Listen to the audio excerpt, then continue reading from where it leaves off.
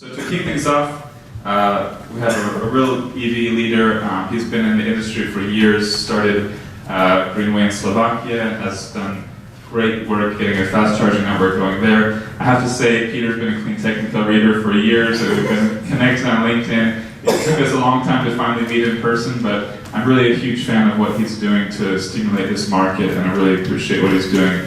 And as a co-founder of Tesla's Shuttle and Elmo electric car sharing, we hugely appreciate the Greenway fast charging network that's developing now in Poland. It's a life changer for us. So, Peter, please take it away. Thank you, everybody. Thank you, Zach, for introduction.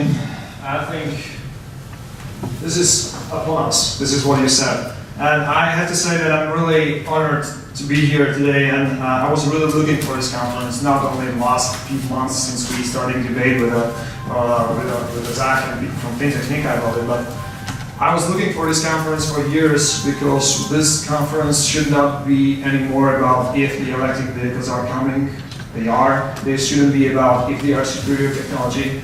Yes, they are superior technology. This is for sure. So we are now going to debate finally if, but rather how. And I'm especially happy that we are going to talk about how to make it happen here in Central and Eastern Europe. So we will have a look on Norway, we will have a look on California, Netherlands, but I hope that most of the day, today and as well, in another 2 days, we will talk about what's the implication for our region and how to make it happen here.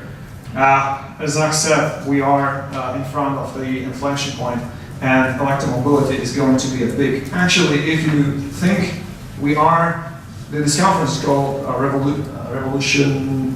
CleanTech Revolution Tour, exactly. And I think revolution is exactly the good word for that, because in my view, electromobility is going to disrupt or revolutionize 3 big industries. The first of all, automotive industry. Second, oil and gas, and last one, the energy. I mean energy, mainly electricity production and transmission. In fact, electric vehicles could be and probably will be the biggest things in energy industry since the introduction of CleanTech, maybe 20 or 30 years ago. It could be the biggest thing in 100 years for automotive industry, and it could be actually the death sentence for oil and gas industry. So probably, if we are going to disrupt such 3 big things, electric vehicles are going to be big. And then that's something I believe. And actually, what we need to think about is how to help to move it forward. We will talk not so much in these 3 days about the special topic of electric engines and the various types of battery. We will try to focus on something which we can do, and we can help now here on the spot with the infrastructure. So how to make this inflection point happening is, and that's I think very interesting electric vehicles as well. So we have a superior technology. We have something which everybody, or most of the people will agree that if we will have now 100% of cars electric, this will be a better world. And in the same time, we have quite well-defined 3 roadblocks in front of us. So it's quite unusual. So we know quite well what needs to be done in order to move it forward. I think everybody knows this 3 roadblocks, which is first is the price of electric vehicles, and another is the battery capacity, and the last one is the charging infrastructure. So I don't want to really repeat what everybody, all of you know, but rather to point some relations between these things. And the first relation I want to point is the price of electric vehicle and battery capacity.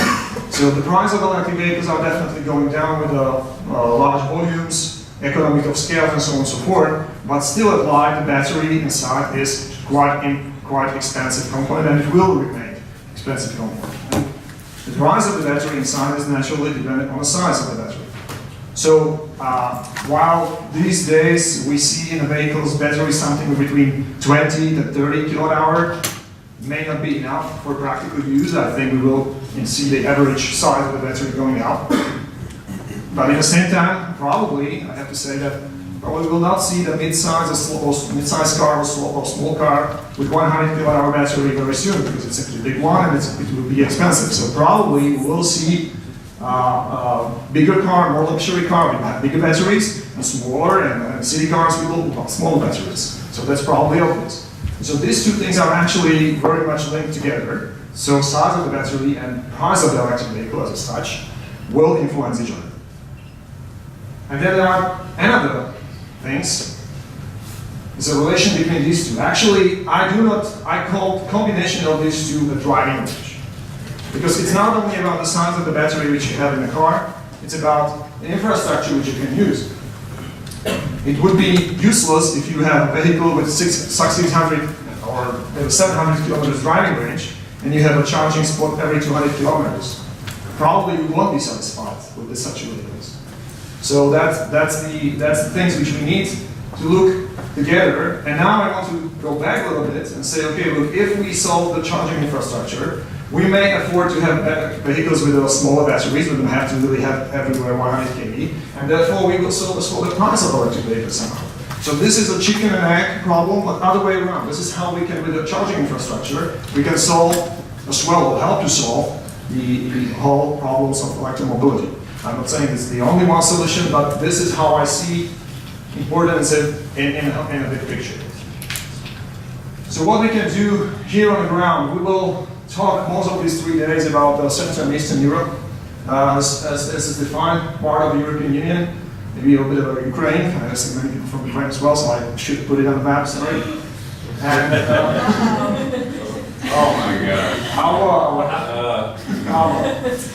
This is EU-sponsored conference. I'm not politically correct, I know.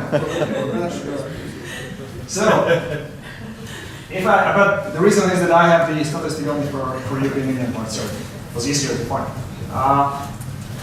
If I compare the Central and Eastern Europe and the whole EU, there is about 80% of the new registration of vehicles. I mean, I'm not talking about electric vehicles, I'm talking about vehicles as such. So it's about 8% of the new registration in the EU is happening in Central and Eastern Europe. 80% is the total fleet size. So in these countries, we can mark that from the whole fleet size in the EU, there's 80% registered in these countries. So you can see that probably there's a lot of second-hand, and in the same time there is probably a longer average time on the vehicles. But there is only 2% of EV chargers, or EFSA, or whatever they call it. So we see that even now, in this stage as we are lagging. We don't have enough infrastructure as we speak. As we speak, we need to add, just to capture with the rest of Europe, something between 6,000 to 20,000 charging spots in this region. And we are just at the beginning, as we everybody know, because we are just starting a rollout of charging infrastructure everywhere. So that's the status, and that's probably the biggest challenge which we have in front of us. And it's not only a challenge, but I would love to see it rather as a kind of opportunity for governments, for companies, for people involved in charging infrastructure business, how we can capture the, I think, interesting business. We need to start with this. We need to start with everybody understands. It's not so common that everybody could charge with such a simple equipment. This needs a lot of education. I would be surprised, and to speak with many people, I would be surprised how many people do not realize that this is actually the most common charging infrastructure which we need. Interesting in this respect is to think about, when we talk about the future of charging infrastructure in this world, what would be the right ratio, or how do people will be able to use the home charging? This is for me a symbol of private domain. Charging at home, charging at a facility where you control your energy, charging which is dedicated only for you. It's interesting to see, for example, in California, where you have many vehicles and not so much public infrastructure, or other way around, in the Netherlands, where you have many vehicles, but the ratio of public infrastructure is much higher, so they have many, many public infrastructure points. So where the Central and Eastern Europe will be in this? Do we need, because of where the people live, where they stay, do they have access to the home charging? What portion of the public infrastructure we will need to really facilitate the growth of electromobility here? That's, I think, an interesting debate. We will need to think about how to engage this kind of AC infrastructure, how to motivate the key players. In my view, one of the key players here is municipalities. And we will talk about this tomorrow and the day after, how to make them engaged in this. We need to talk about what kind of infrastructure for these types do we need. Do we need just the chargers, or should it be already something intelligent, connected, enable new technologies, enable new user experience for the drivers? Interesting questions which we need to solve in the debate today. We need to solve fast chargers. That's at the moment the technology which is top of the let's say development, built all around Europe. Our company has such a vision for that, to have it all around the country. We need to talk about what other countries, how to engage other companies in development of this kind of networks, which enable traveling all around Central and Eastern Europe. And we don't have to forget about the future. What will be the ultra-fast chargers? What will be the next generation? Where it should be placed? Who should be engaged? When it would arrive? We have now only a handful of installation in Europe. I think maybe we have 5 or 6. But this is happening very quickly. Fast charger was actually the first time introduced 5 years ago. Ultra-fast chargers are just now being introduced as we speak. But it could be a common technology in 2 or 3 weeks, and I think this region cannot stay away from it. So we need to be ready to adopt first of these things. There is much more things to debate in the next few days. Probably next to the very practical thing as well, a look for the future. For me, very interesting topics, which is my favorite, is how the energy question will be asked. How we will transform the electric vehicle from the challenge, from threat to opportunity. We will think about how, if our grid can handle it, or some of our speakers will talk about if our household can handle it. I'm pretty sure that we can, and grid can handle it. And just to mention that 5% of electric vehicles in Europe will provide 80% of the controlled power. And this is really comparable to something which we are doing now in Norway with other charging facility or other storage facility. So not to be very long and just jump directly to the debate, I would wish that for the next few hours and a few days we'll also be very practical in what we are talking about, but as well be a little bit visionary. So we are not only catching the rest of the Europe, but we are as well in some things leading the way and moving things forward.